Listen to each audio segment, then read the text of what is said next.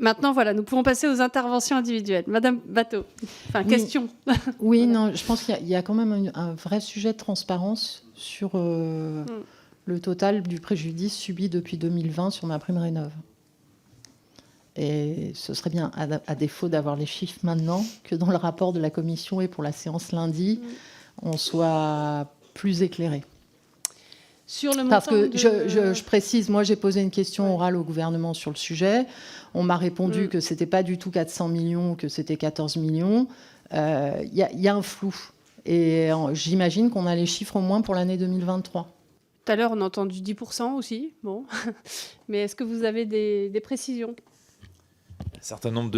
Merci Madame la Présidente. Un certain nombre de précisions qui pourront vous être apportées par le gouvernement. Ce que je peux vous dire, c'est que le chiffre qui nous a beaucoup interpellés, c'est le chiffre de Tracfin.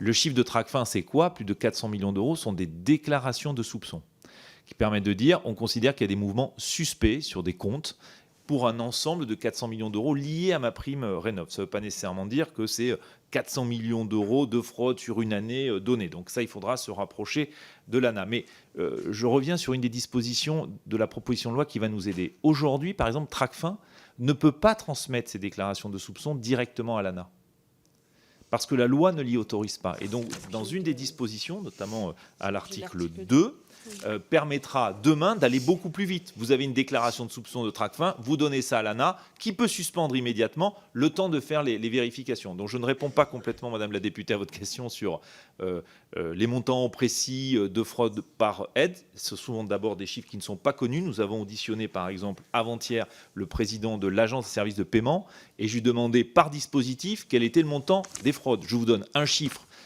qui figurera sûrement dans le rapport, c'est les dossiers frauduleux pour le fonds d'accessibilité au moment des Jeux Olympiques. Et on avait quasiment 2/3 des dossiers qui étaient des dossiers frauduleux déposés.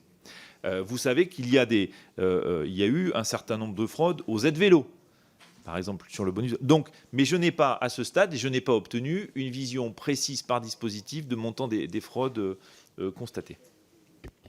Merci pour cette réponse. Est-ce qu'il y a d'autres interventions, questions ? Sinon, nous passons directement à l'examen de la proposition